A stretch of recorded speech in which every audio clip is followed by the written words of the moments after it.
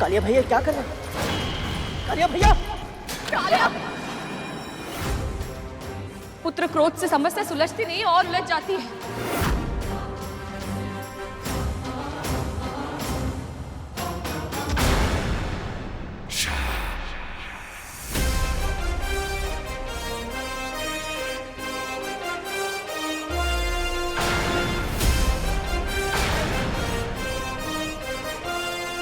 मां पर आक्रमण करने की भूल मत करना।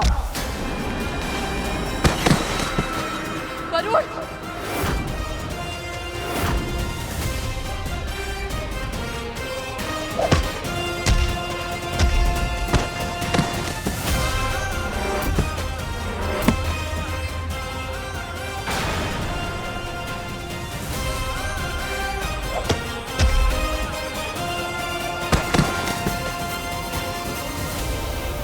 रुक जा गरुड़!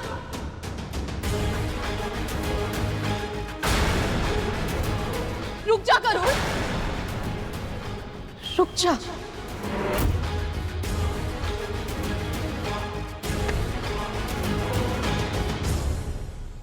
मां ने पुकार लगाई और जाकर छुप गया आंचल के पीछे। साहस है तो फिर से हाथ कर। एक शब्द और नहीं। पहले तू मुझे लज्जित कर चुका है, अब क्या मेरा शीश लज्जा से झुकवाएगा तू?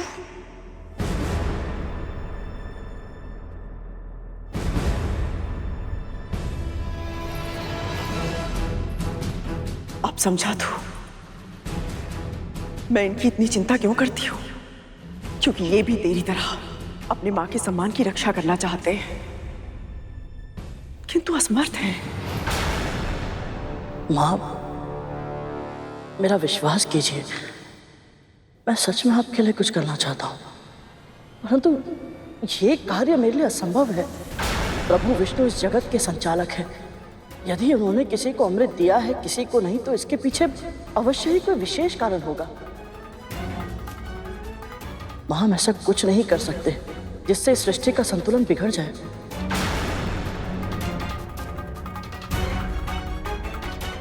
दीदी,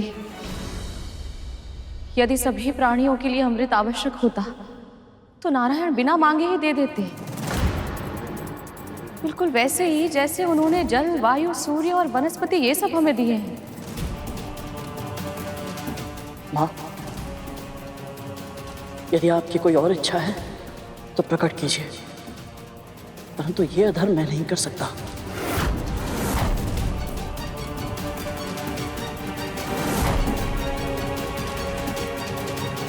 मुझे क्षमा करें। गरुड़ और विंता माँ से जैसी आशा थी, उन्होंने वैसा ही उत्तर दिया प्रभु। मुझे भी दृढ़ विश्वास था कि चाहे जो कुछ भी हो जाए, पर गरुड़ कभी अधर्म का मार्ग नहीं चुनेगा। जब तक ना खोने की आशंका, ना पाने की आशा, तब तक चुनाव सरल ही होता है देव। देखना तो ये कि जब दांव पर अमृत से भी कुछ बड़ा, तब गरुड़ अपना चुनाव बदलेगा या नहीं।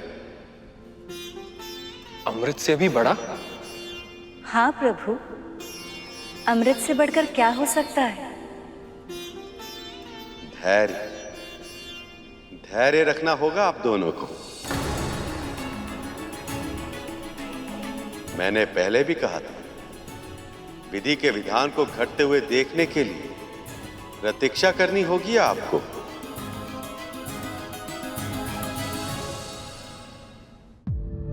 पर गरुड़, अधर्म तो तब होगा ना जब मेरे पुत्र अमृत या अमृत से मिलने वाली शक्तियों का दुरुपयोग करेंगे।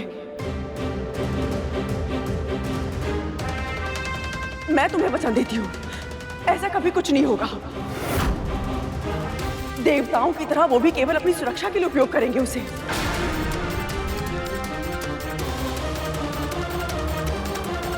यदि हम दोनों पल भर के लिए आपकी बातों पर विश्वास कर भी लें, फिर भी दीदी, गरुड़ अमृत लाएगा कैसे?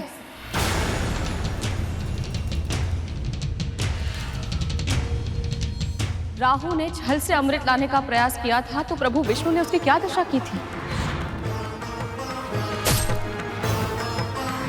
आज उसका सर और धड़ ब्रह्मांड में राहु और केतु बनकर भ्रमण कर रहे हैं। आपके पुत्रों ने बल से अमृत छीनने का प्रयास किया था तो उस युद्ध का परिणाम क्या हुआ था?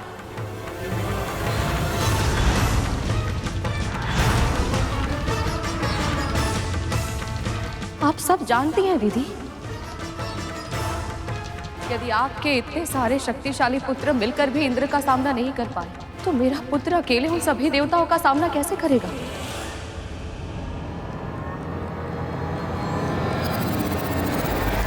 तो अंत में देवी विंता भूल कर ही बैठी।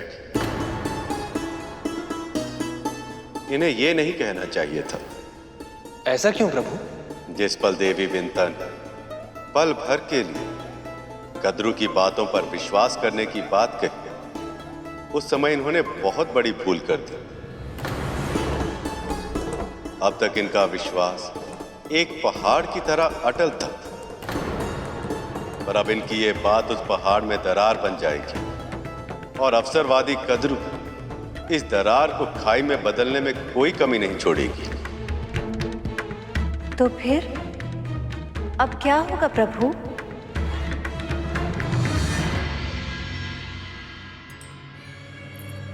हम साथ में पले बढ़े, विवाह किया, जीवन का अधिकतम समय हम दोनों ने एक दूसरे के साथ बिताया, किंतु आज भी एक प्रश्न मेरे मस्तिष्क में घूमता रहता है।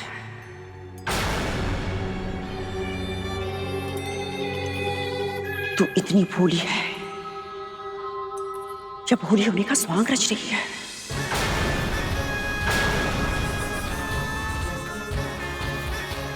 अपने इस पुत्र के सामर्थ्य पे तुझे संदेह है, जिसे वाल्किल्य ऋषियों ने इंद्र से 1 सहस्त्र गुना अधिक शक्तिशाली होने का वरदान दिया था। ऋषि कश्यप को अगली संतान के रूप में ऐसा पुत्र देना जो इंद्र से सहस्त्र गुना अधिक शक्तिशाली और बुद्धिमान हो। ये तो इतना हठी है विंता कि अपने एक प्रश्न के उत्तर के लिए 7 लोक पार करके वैकुंठ तक चला गया था। असुरों की सेना का सामना इसने अकेले किया। यदि आपकी सेना का कोई एक ही योद्धा मुझे पराजित करके इस रेखा को पार कर लेगा, मैं स्वयं अपनी हार मानकर यहां से चला जाऊंगा। सूर्य का ताप इसका एक पंख तक न जला सका, शनि की वक्र दृष्टि इसका कुछ न बिगाड़ सकी। जिस मंद्रांचल पर्वत को असुर और देवता हिला तक नहीं पाए थे, तेरे पुत्र ने उसे स्वयं अपने हाथों से उठाया। जब ये सब कुछ कर सकता है तो मेरे लिए अमृत लाना कौन सी बड़ी बात है? वो भी तब जब ये स्वयं उसे जयंत के साथ मिलकर स्वर्ग की सुरक्षा रेखा में रखकर आया हो।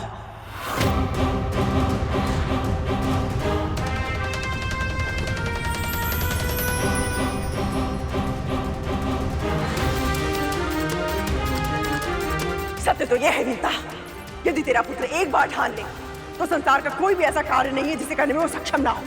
वो कुछ भी कर सकता है, कुछ भी।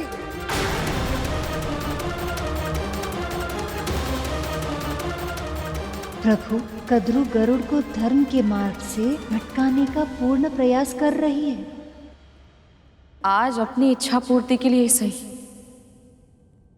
कम से कम आपने मेरे गरुड़ की शक्ति और सामर्थ्य को स्वीकारा तो।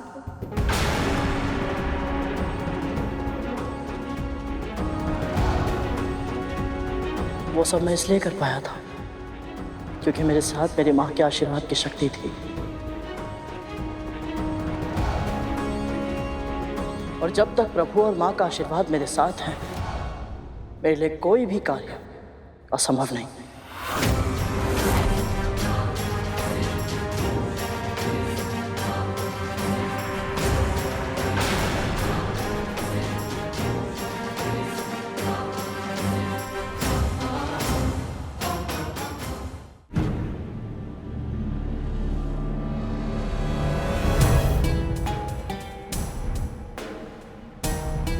प्रभु,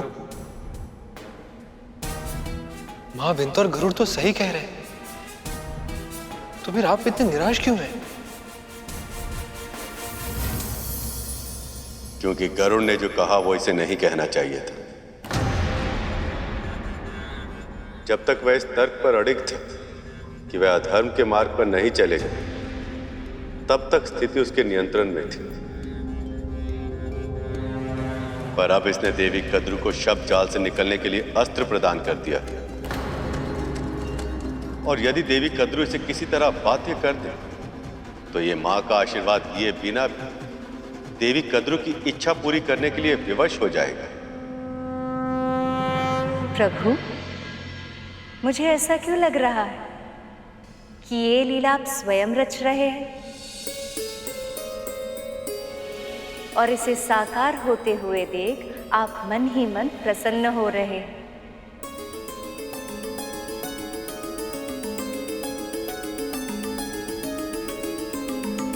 हाँ प्रिय, ये मेरी ही लीला। जीवन में कोई भी सिद्धि प्राप्त करने के लिए हर जीव को संघर्ष और पीड़ा से सम्मुख होने के लिए तैयार रहना चाहिए। इस परीक्षा से गरुड़ के विचार, संस्कार और व्यवहार का मंथन हो, तब जाकर इसका जीवन अमृत बन पाएगा। अब चाहे जो भी हो दीदी, ये सब बातें करने का कोई लाभ नहीं है। गरुड़ प्रभु विष्णु और मेरी इच्छा के विरुद्ध कुछ नहीं करेगा, इसलिए आपकी कोई और मनोकामना है तो बताइए, अन्यथा हमें आज्ञा दीजिए। मां ने रोक लिया, अन्यथा दासी मां और उसके पुत्र दोनों को मां की बात नहीं मानने के लिए जरूर दंड देता। चल गरुड़।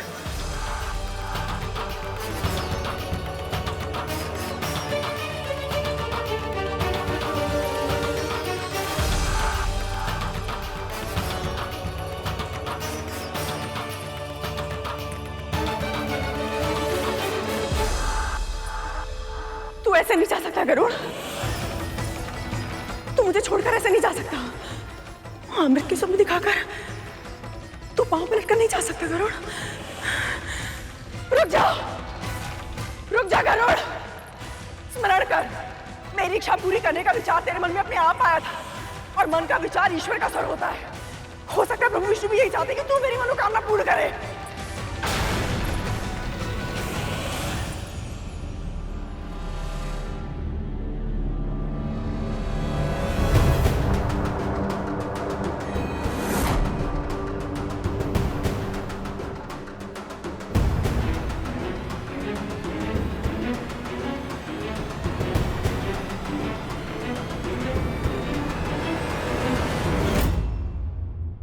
चल गरुड़।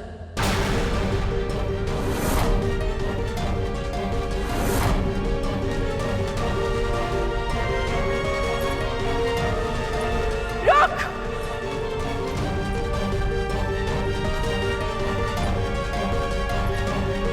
रुक जा।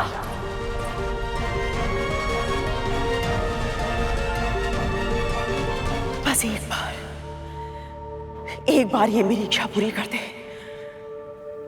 फिर तू जो चाहेगा मैं सब करूंगी। कोई इच्छा नहीं है हमारी।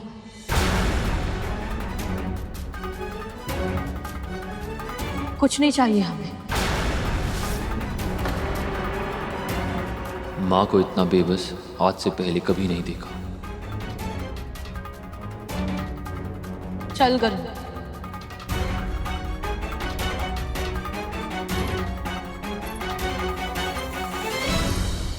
मुक्ति भी नहीं,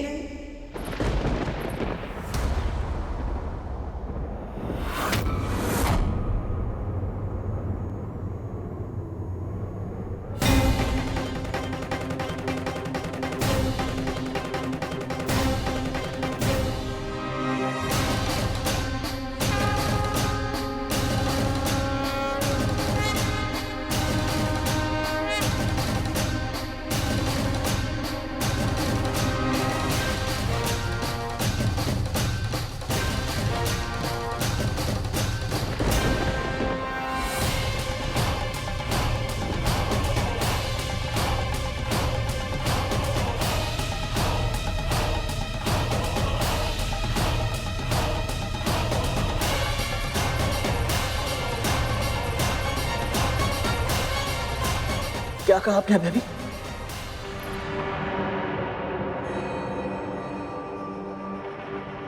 मुझे अमृत लाके दे और मैं तुझे दूंगी अपनी दास्ता से मुक्ति।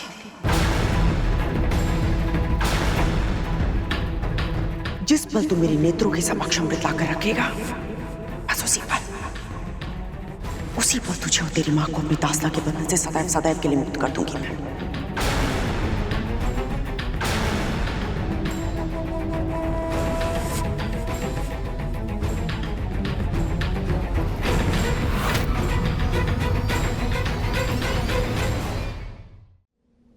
हे प्रभु,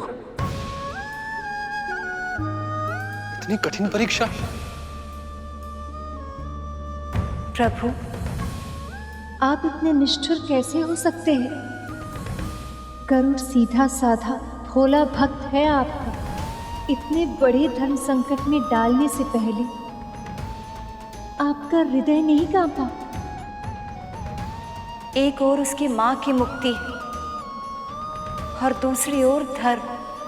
उसके पास विकल्प ही क्या है?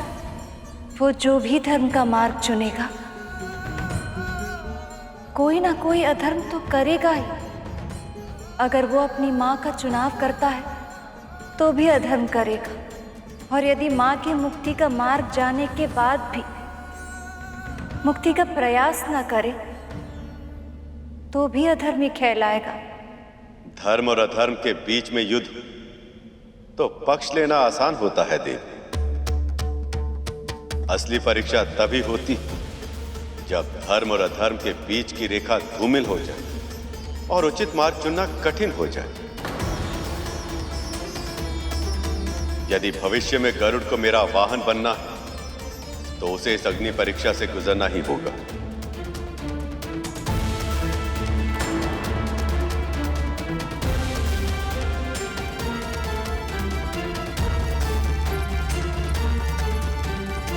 गरुड़, चल मेरे साथ।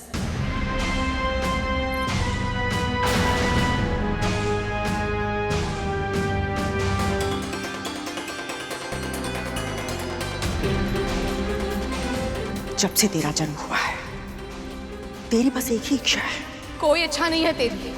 अपनी मां की मुक्ति। नहीं चाहिए मुक्ति मुझे। आज तेरे सामने वो अवसर है कि तू अपनी हर इच्छा पूरी कर सकता है, अपनी मां को हर बंधन से मुक्त करवा सकता है। बस एक बार मुझे अमृत कलश लाके दे दे। बोल, करेगा ना ये कार्य अपनी मां के लिए?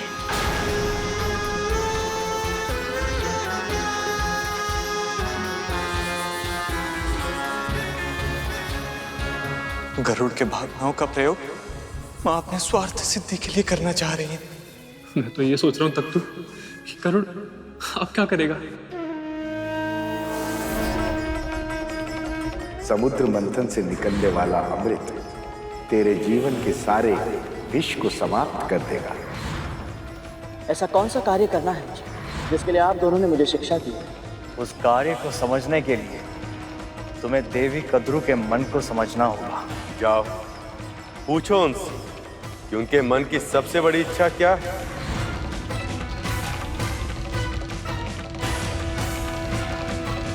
नहीं नहीं गरुड़, इस बारे में सोचना भी मत। अधर्म से मुक्ति कभी नहीं मिलती गरुड़। परंतु मां, कुछ मत कह। मैं जीवन भर दास्ता में बिता दूंगी, पर तुझे यह अधर्म करने की आज्ञा कभी नहीं दूंगी।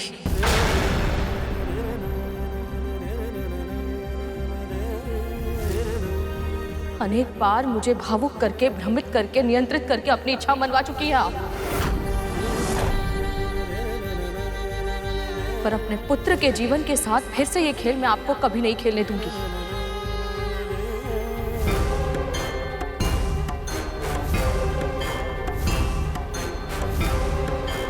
चल गरुड़।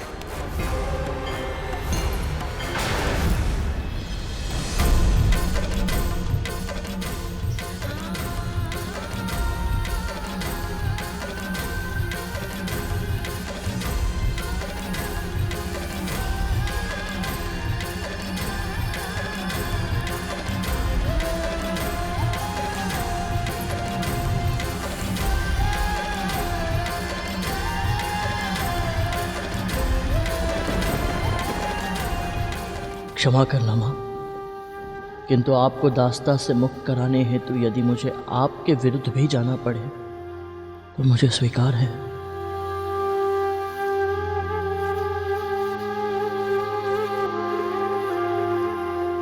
मैं जानती थी एकमात्र विंता ही है जिसके समक्ष गरुड़ के लिए धर्म अधर्म सब व्यर्थ है। अब गरुड़ विंता की मुक्ति के लिए मेरे पास अमृत अवश्य ले आएगा, चाहे फिर उसे प्रभु विष्णु की इच्छा के विरुद्ध क्यों न जाना पड़े।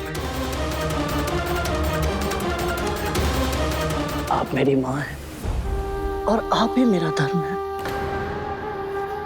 आपसे अधिक महत्वपूर्ण मेरे लिए कोई नहीं। आपकी मुक्ति के लिए मैं अमृत तो क्या, पूरे संसार को बड़ी मां के चरणों में लाकर रखने के लिए तैयार है।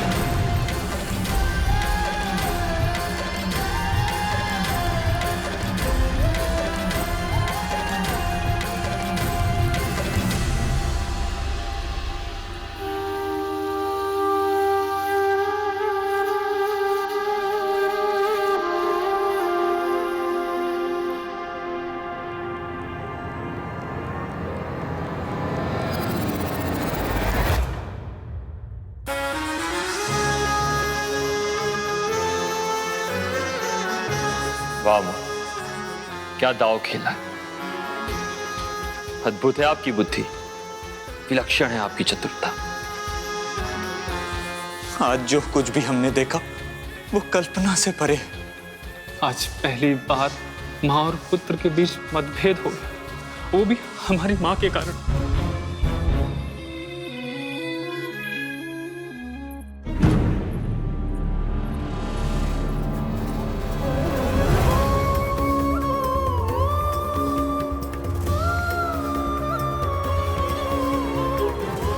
आप मेरी माँ हैं और आप ही मेरा धर्म है। आपसे अधिक महत्वपूर्ण और कुछ नहीं, कोई नहीं माँ। आपकी मुक्ति के लिए मैं अमृत तो क्या, पूरे संसार को बड़ी माँ के चरणों में लाकर रखने के लिए तैयार हूं। माँ, तू जो करना चाहता है वो अधर्म है, धर्म के विरुद्ध युद्ध है, अपराध है वो।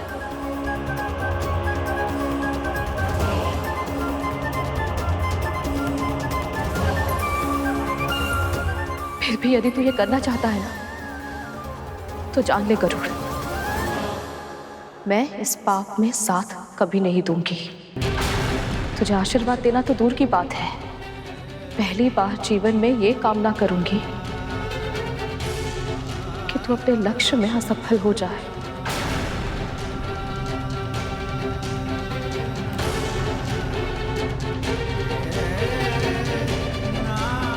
परंतु माँ, आप सदैव कहती है कि संसार में जो भी होता है प्रभु की इच्छा से ही होता है। प्रभु की इच्छा है कि अमृत केवल देवताओं को मिले। अपने इस लक्ष्य के लिए मेरे प्रभु ने कितना कष्ट सहा है, इतना लंबा समय माँ लक्ष्मी के वियोग में बिताया, कच्छप अवतार लेकर अपनी पीठ पर इतने विशाल पर्वत को उठाया, उसके बंधन का भार सहा। और केवल प्रभु विष्णु ही क्यों, स्वयं महादेव ने हलाहल तक पिया है इस लक्ष्य के लिए, केवल इसलिए ताकि अमृत प्रकट हो पाए और वो उन्हें मिल पाए जो उसकी शक्ति का प्रयोग संसार की भलाई के लिए करेगा। पर ये सब मैं तुझे क्यों बता रही हूँ, तू स्वयं था ना वहां, तूने देखा था ना कितनी कठिनाइयों के बाद अमृत मिला, उसकी एक एक बूंद कितनी मूल्यवान है। सब जानते हुए भी तू केवल मेरी मुक्ति के लिए अमृत उन नागों को सौंप देना चाहता है। जो स्वयं प्रभु की दृष्टि में योग्य है।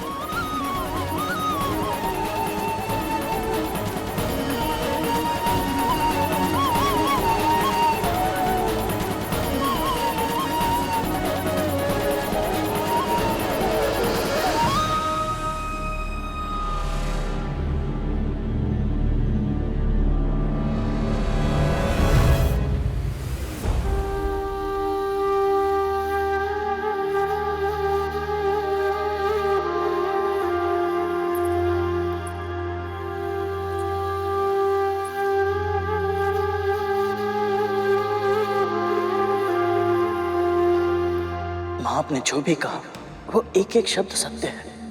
इसीलिए सत्य अर्थात स्वयं प्रभु विष्णु को साक्षी मानकर मैं ये कह रहा हूं कि यदि इस कार्य में इन्होंने मुझे अनुमति दे दी तो आपको भी अनुमति देनी होगी माँ। भगवान धार्मिक कार्य की अनुमति देते हैं गरुड़, अधर्म की प्रेरणा क्यों देंगे वो? मैं नहीं जानता माँ, परंतु जिस तरह आपका विश्वास इतना अटल है कि इस कार्य में प्रभु की सहमति नहीं है, उसी तरह मेरा भी विश्वास अटल है कि समस्त संसार में जो कुछ होता है नारायण की इच्छा से ही होता है।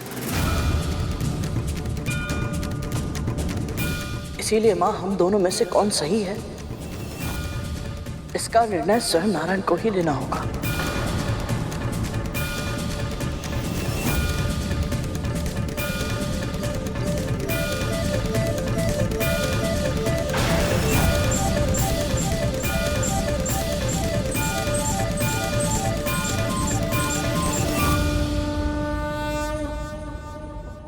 मां, प्रभु के चरणों में रखा ये नारियल यदि सुबह होने से पहले इसमें कोपल उगाई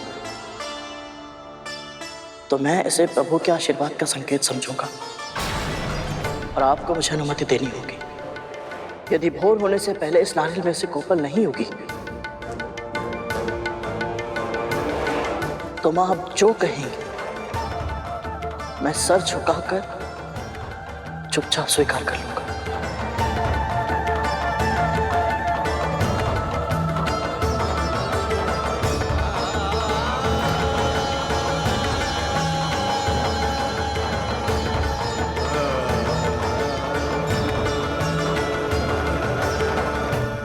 अब आएगा आनंद। आपके साथ ऐसा ही होना चाहिए था प्रभु। आप अपनी भक्त की परीक्षा ले रहे थे, लेकिन अब आपको भी अपने भक्त की परीक्षा देनी होगी। अगर कोपल उगी तो गरुड़ अमृत लेने जाएगा तो अधर्म नहीं होगा, और अगर कोपल नहीं उगी तो अमृत लेने गरुड़ जाएगा ही नहीं और आपकी योजना असफल हो जाएगी। अब आप क्या करेंगे प्रभु? विश्राम। जब कोई बड़ा कार्य करना हो तो पहले अपने मन को स्थिर कर लेना चाहिए, है ना दी?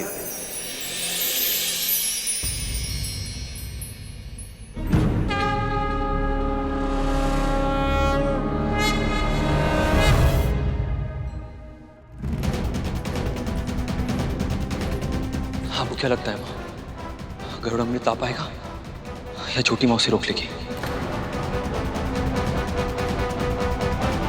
आप तो सर्वज्ञाता हैं भगवान दत्तात्रेय, हमारे मन की भी इच्छा सुन लीजिए। गरुड़ को यह अधर्म करने से बचा लीजिए भगवान।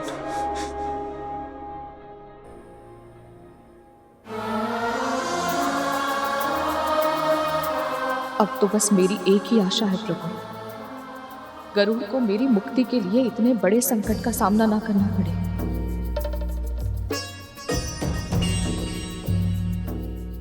बस किसी तरह इन्हें यह आभास हो जाए कि दास्ता से इनकी मुक्ति ही मेरा सर्वप्रथम और सर्व प्रमुख धर्म है। यदि मैं अपनी माँ को स्वतंत्र जीवन का उपहार नहीं दे पाया तो फिर कभी कुछ और नहीं कर पाऊंगा मैं। गरुड़ सही कह रहा है। जब तक वो अपनी माँ को और स्वयं को दासत्व से मुक्त नहीं कर लेता, वो प्रभु का वाहन नहीं बन सकता। इसका अर्थ तो ये है कि अब तक मैं विरोध कर रही थी, पर वास्तविकता में प्रभु ने मेरी मन की इच्छा पूर्ण करने के लिए ये सारी लीला रची है। अमृत तो केवल एक माध्यम था। वास्तविकता में प्रभु ये चाहते थे कि किसी भी तरह कद्रू विंता को दासत्व से मुक्त करने का वचन दे, और ऐसा ही हुआ। पर अब यदि कोपल नहीं होगी तो विंता गरुड़ को अनुमति नहीं देगी, और बिना अनुमति के गरुड़ अमृत लेने नहीं जाएगा। पर माँ, प्रभु विष्णु तो योग निद्रा में जा चुके हैं, उन्हें जगाना संभव नहीं। और सूर्यदेव भी उदित होने ही वाले। अब क्या होगा माँ?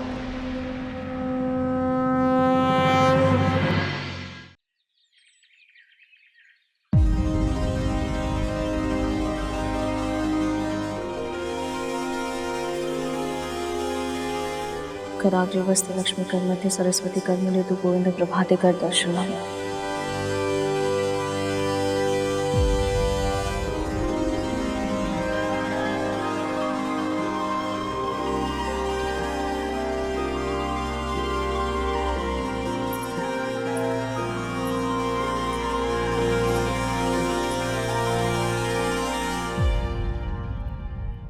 कोपल नहीं होगी। आपने गरुड़ को अधर्म करने से बचा लिया। आपकी जय हो प्रभु, आपकी सदा ही जय हो।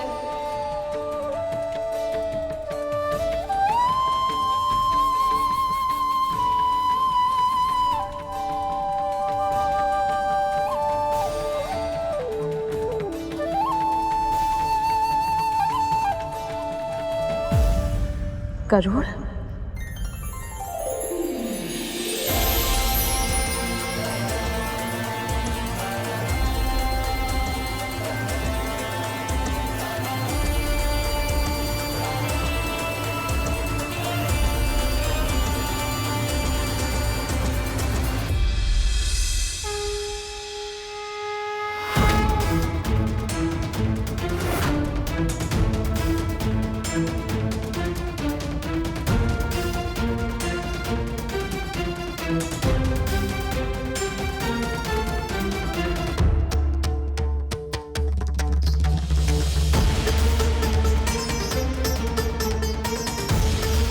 प्रभु ने आशीर्वाद दे दिया मां।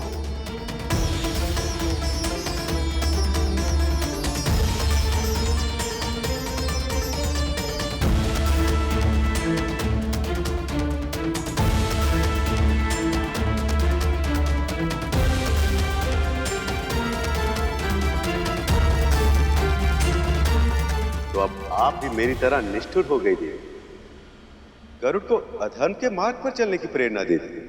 मैं क्षमा चाहती हूँ प्रभु, मैं आपकी लीला समझ नहीं पाई, पर मैं अब पहचान चुकी हूँ। कभी कभी बड़े धार्मिक उद्देश्यों के लिए अगर छोटा अधर्म करना भी पड़े तो उसे अनदेखा करना चाहिए, क्योंकि वो अधर्म के साँचे के भीतर छिपा माध्यम होता है, धर्म को स्थापित करने का माध्यम। कद्रू ने छल से विंता को दासी बनाया, और बिना किसी छल के कद्रू विंता को मुक्त करने के लिए कभी तैयार नहीं होगी। इसलिए ये छल भी कद्रू के कुकर्म का प्रतिफल है। और रहा प्रश्न अमृत का, उसकी सुरक्षा तो आपके नियंत्रण में है प्रभु, और मुझे पूरा विश्वास है कि जो आवश्यक होगा वो सब करेंगे आप। पर अमृत का पान किसी अयोग्य को कभी नहीं करने देंगे।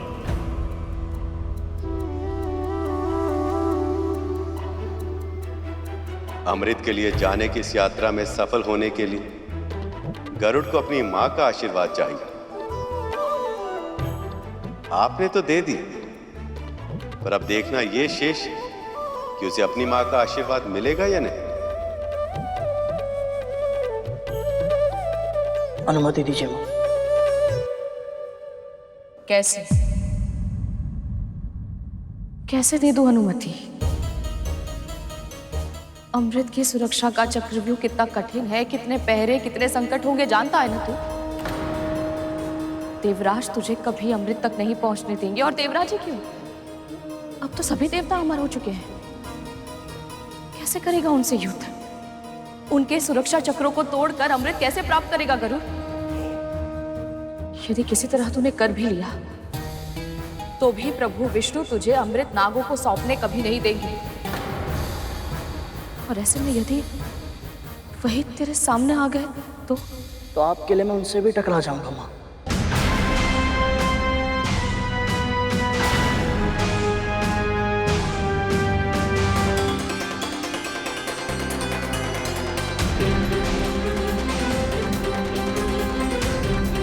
यही था ना आपका छठा संस्कार। आप ही ने सिखाया था ना माँ कि धर्म के लिए जगत पिता श्री विष्णु से भी टकराने में कोई हानि नहीं है। मेरे लिए मेरी माँ की मुक्ति ही सबसे पहला धर्म है।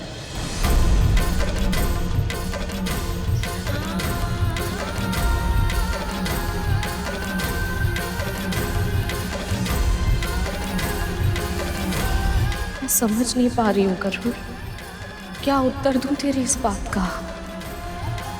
मेरी मुक्ति के लिए तू इतना कुछ करने को तैयार है।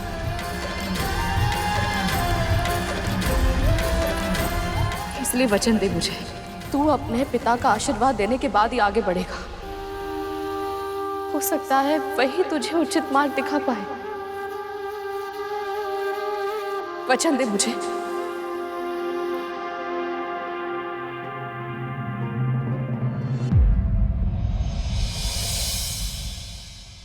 मेरे मुख पे रहे मुस्कान सी तू, मेरे मस्तक का अभिमान भी तू,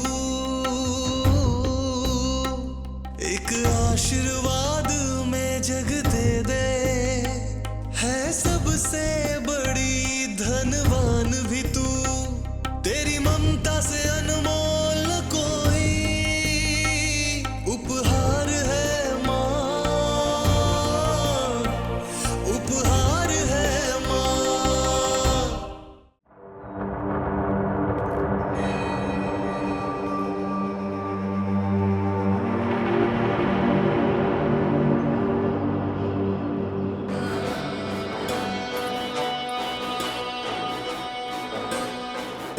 आशीर्वाद दीजिए बड़ी माँ।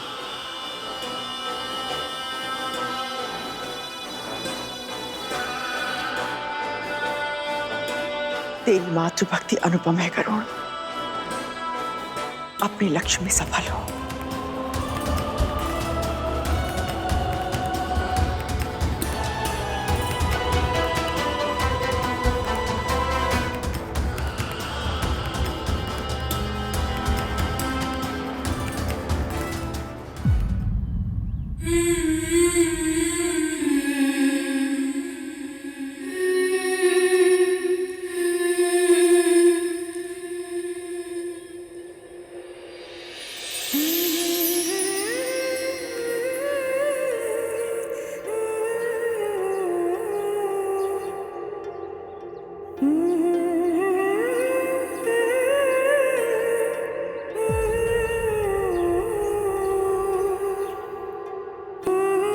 अगली बार जब आपको देखूंगा तो आपके हाथों में ये बंधन का प्रतीक दासत्व का धागा नहीं होगा माँ।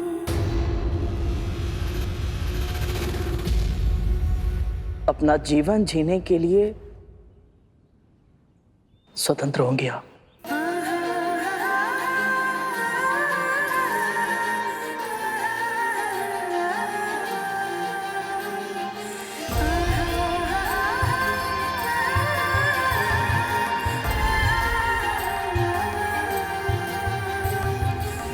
चलता हूँ माँ।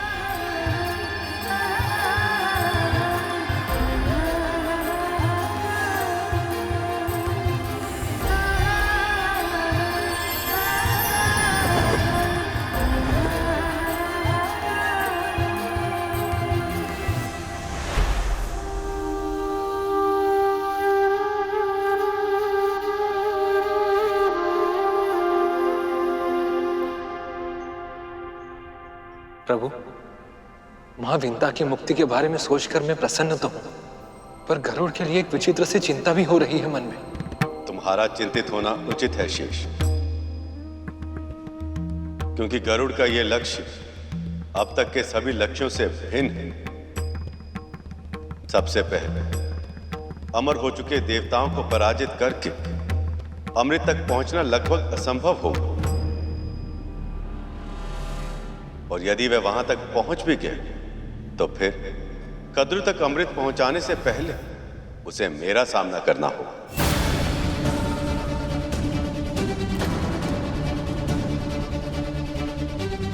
ये कैसी लीला है प्रभु?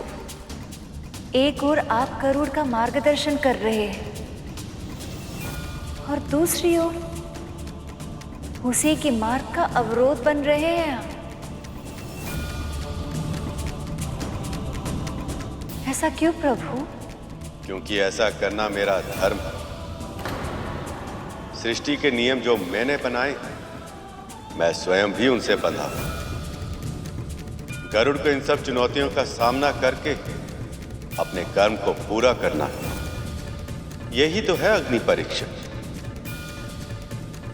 अब देखना यह कि गरुड़ इस अग्नि परीक्षा में कैसे सफल होगा।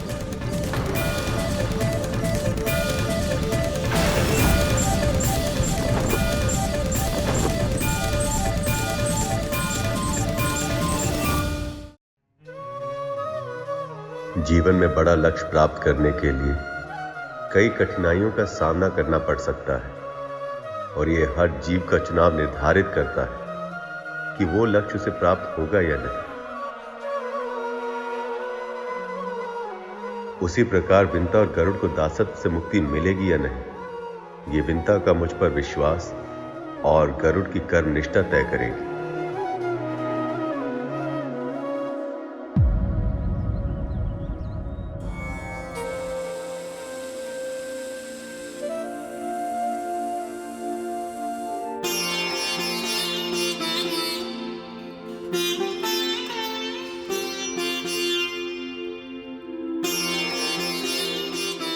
गरुड़ अपने प्राणों को संकट में डालकर अमृत लेने गया है ताकि मैं दास्ता से मुक्त हो सकूं। यदि आपकी यही इच्छा है प्रभु तो मुझे स्वीकार है। एक सच्चे भक्त को हर स्थिति में अपने प्रभु पर विश्वास होना ही चाहिए कि जो विधान उन्होंने निर्धारित किया है वही सभी के लिए सही है। मुझे भी विश्वास है नारायण, इसलिए अपने पुत्र की रक्षा की चिंता मैं आपके चरणों में सौंपती हूं।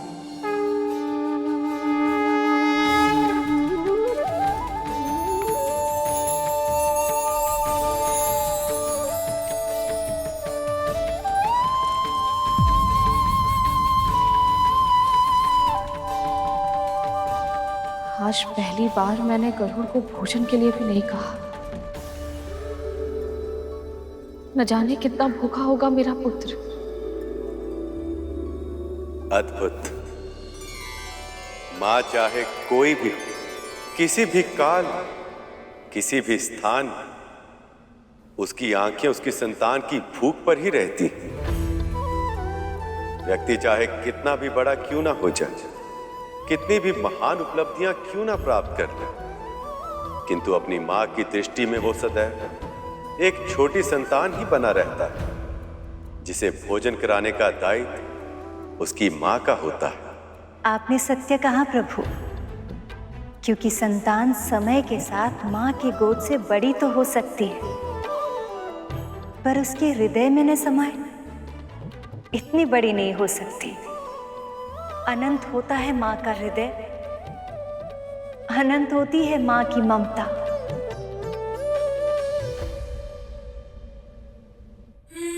हे स्वामी, गरुड़ की सहायता कीजिए। हे स्वामी, गरुड़ की सहायता कीजिए।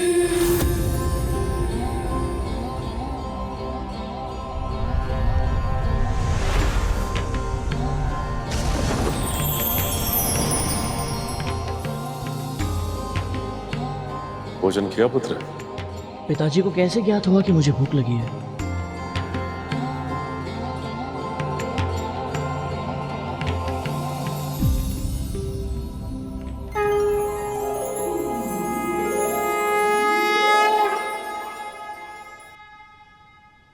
भोजन तो नहीं किया है पिताजी। पहले भोजन कर लो पुत्र, फिर बात करेंगे। क्षमा कीजिए पिताजी, परंतु मैं एक बहुत ही आवश्यक उद्देश्य के लिए निकला हूँ और जब तक उसे पूरा नहीं कर लेता भोजन या विश्राम के लिए विराम मेरे लिए संभव नहीं है। मुझे बड़ी माँ के लिए अमृत लाना है। पिताजी आप तो सब जानते हैं। तुम्हारी माँ को तुम्हारी चिंता हो रही है, पर वो सही भी है। पर पुत्र, जिस उद्देश्य के लिए तुम निकले हो उसे पूरा करने के लिए तुम्हें लंबा युद्ध करना होगा और उसके लिए ऊर्जा की आवश्यकता होती है और ऊर्जा के लिए भोजन आवश्यक है पुत्र। पिताजी के इस परम सात्विक आश्रम के निकट मुझे मांसाहार कहां से मिलेगा? पुण्यदायक सरोवर के निकट जाओ पुत्र, तुम्हें वहां केवल भोजन ही नहीं मिलेगा, 2 प्राणियों की मुक्ति के साधन भी बनोगे तुम। गरुड़ के माध्यम से मुक्ति किसे मिलेगी प्रभु? 2 ऐसे प्राणियों को जो किसी की कल्पना से भी अधिक विशाल है। एक है हाथी, 6 योजन ऊंचा और 12 योजन लंबा।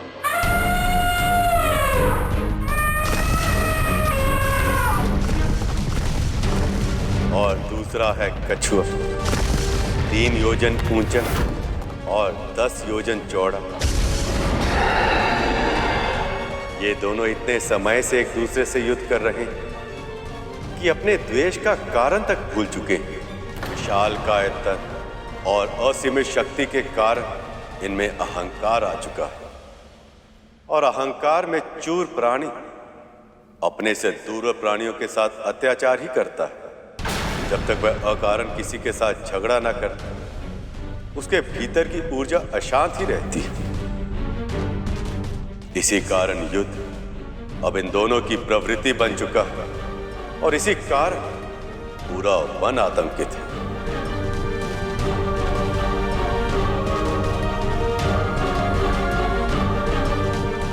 इन दोनों के युद्ध के कारण वन का वो वाला भाग पूरी तरह सुनसान पड़ चुका है, जहां सरोवर के जल से छोटे पशु पक्षी अपनी प्यास बुझाया करते थे। और सभी प्राणी इन दोनों से त्रस्त है, त्राई त्राई कर रहे हैं। परंतु पिताजी, ये कछुआ और हाथी आपस में लड़ क्यों रहे? पिछले जन्म में दोनों सगे भाई थे। बड़े भाई का नाम था महर्षि विभावसु और छोटे भाई का नाम था महर्षि श्रुति।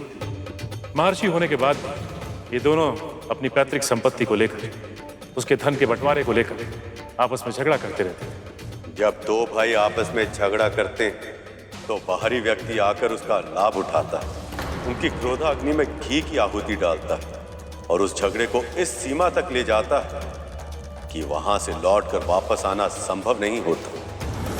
ऐसा ही इन दोनों के साथ भी हुआ। दूसरों की बातों में आकर इनका झगड़ा शत्रुता में बदल गया और फिर एक दिन विभावसु ने क्रोध में आकर सुप्रतीक को हाथी बनने का श्राप दिया और सुप्रतीक ने क्रोध का उत्तर क्रोध में और विभावसु को कछुआ बनने का श्राप दे दिया।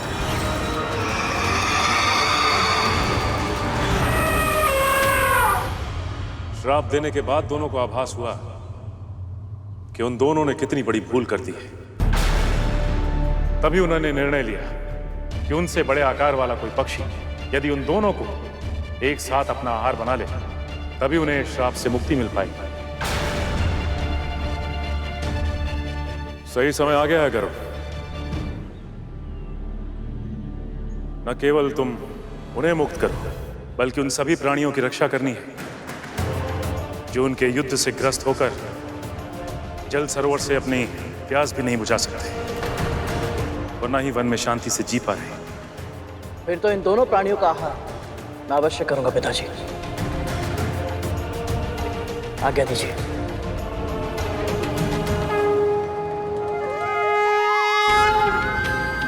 सफल हो पुत्र।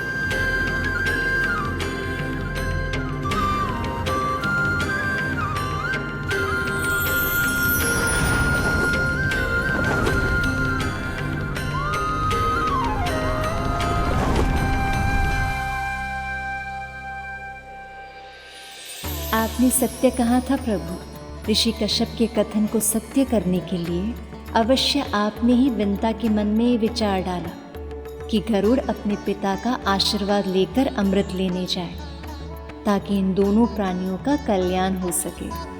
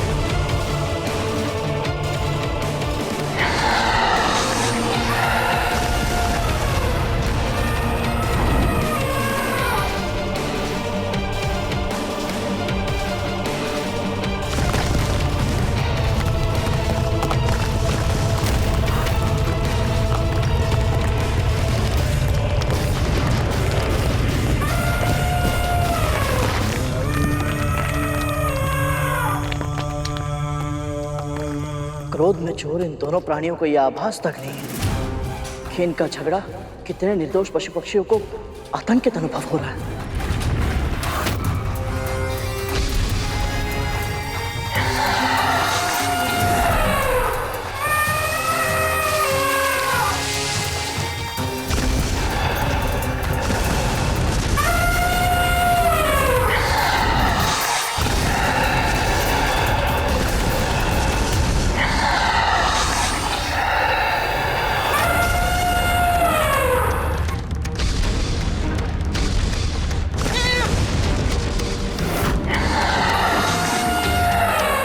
यदि समाज के लिए कोई संकट बन जाए तो उसका विनाश करना धर्म होता है।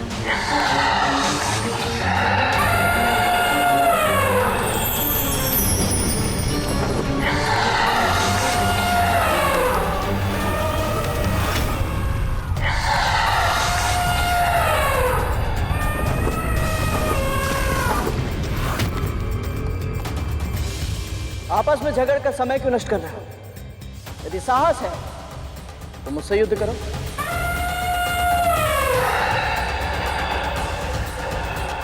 तुमने अपनी मृत्यु को ललकारा है पक्षी।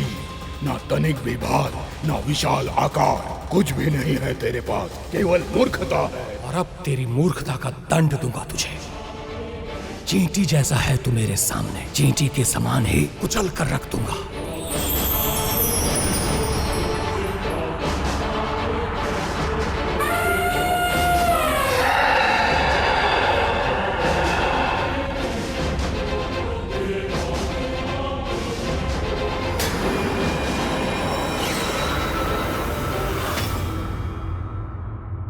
जो कार्य इतना कठिन लग रहा था, कितनी सरलता से पूरा कर दिया गरुड़ ने। इतनी शीघ्र प्रसन्न मत हो शेष। प्रभु ने परीक्षा लेने का निश्चय किया है। यदि कार्य इतनी आसानी से पूरा होते हुए दिखाई दे रहा है, तो इसका अर्थ ये है कि हम प्रभु की परीक्षा को समझ ही नहीं पाए, और कुछ न कुछ अवश्य ऐसा होगा जो अभी हमारी दृष्टि से ओझल है, पर जब सामने आएगा तो उसकी कसौटी पर खरा उतरना बहुत कठिन होगा। आपने तो सच में मुझे निष्ठुर समझ लिया देव। ये सत्य है कि सृष्टि में संतुलन बनाने का भार मुझ पर मेरे निर्णय से भी बड़ा होता है। ऋषियों का तपोबल, गरुड़ भोजन कर, ये उसकी मां की इच्छा थी, और इन प्राणियों का सेवन करके इन्हें मुक्ति मिले, ये उसके पिता महर्षि कश्यप का आदेश था। इस घटना में मेरा कोई योगदान नहीं है देवी। सत्य तो ये है कि ये संसार जानता ही नहीं कि ऋषियों की वाणी में कितना सामर्थ्य, कितना पुरुषार्थ होता है। यदि ऋषि कुछ कह दे तो भगवान भी उनके वचन को सत्य करने के लिए बाध्य हो जाते। इसीलिए महर्षि दुर्वासा के श्राप के बाद मैं आपका वियोग सहने के लिए विवश हो गई थी।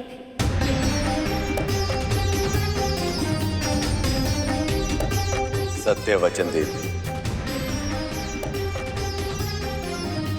इसलिए ऋषि मुनियों की वाणी चाहे मीठी हो या उसमें क्रोध की कड़वाहट घुली हो, वो सदैव जगत का कल्याण ही करती है। मुझे अपनी योजना उनके अनुरूप बदलनी पड़ती है ताकि मैं ऋषि मुनियों के वचन को सत्य सिद्ध कर सकूं।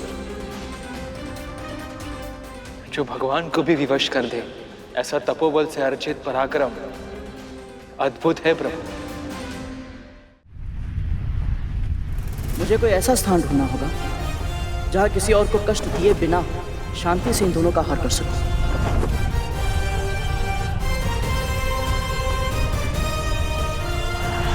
उस वृक्ष पर बैठकर भोजन कर सकता हूं मैं, वहां कोई और आएगा भी नहीं।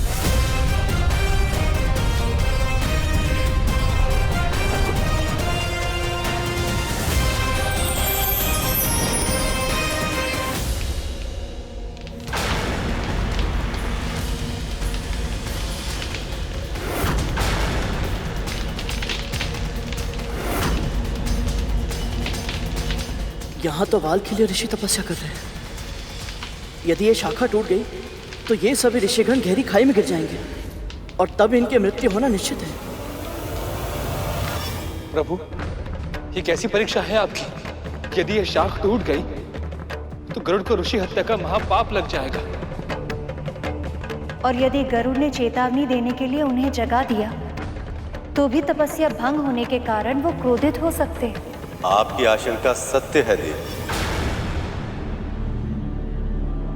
बड़े से बड़े ऋषि मुनि अपनी साधना में अग्नि, जल, वायु, हिम सब सहन कर लेते हैं, पर व्यवधान सहन नहीं करते। यदि इन ऋषियों ने गरुड़ को कोई श्राप दे दिया तो फिर ना तो वो देवराज इंद्र से जीत पाएगा, ना उसे अमृत मिलेगा और ना ही विंता मुक्त हो पाएंगी।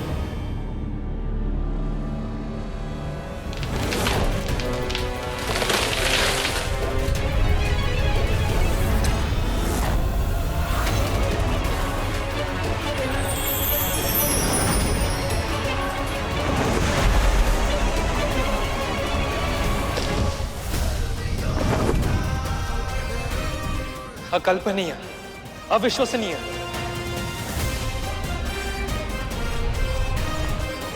बुद्धि, संवेदना और संतुलन तीनों का परिचय दिया है गरुड़ ने। ये आपका वाहन बनने के लिए पूरी तरह से उपयुक्त है प्रभु। आप बहुत शीघ्र, बहुत अधिक प्रसन्न हो रही हैं देवी।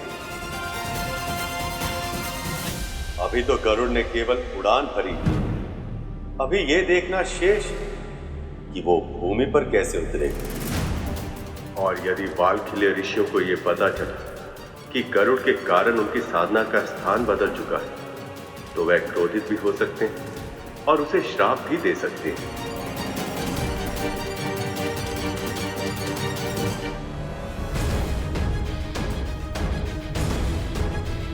यदि उस समय ऋषियों का कोई अहित हो गए या उन्हें कोई चोट लग गई तो क्या होगा?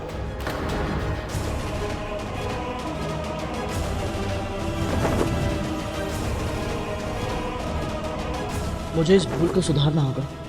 पिताजी से सहायता मांगनी होगी मुझे।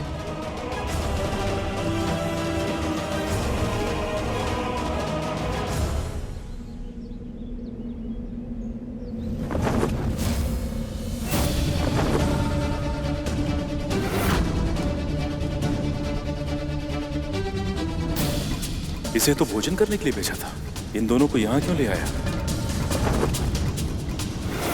वाल्कीलिय ऋषि,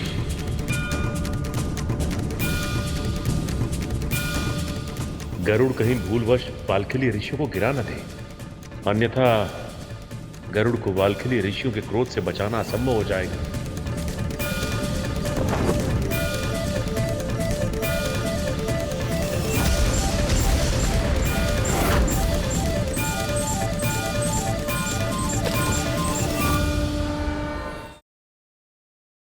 पक्षीराज गरुड़ के साहस भरे कारनामे देखने के लिए चैनल को सब्सक्राइब करें और साथ ही बेल आइकॉन दबाना न भूलें।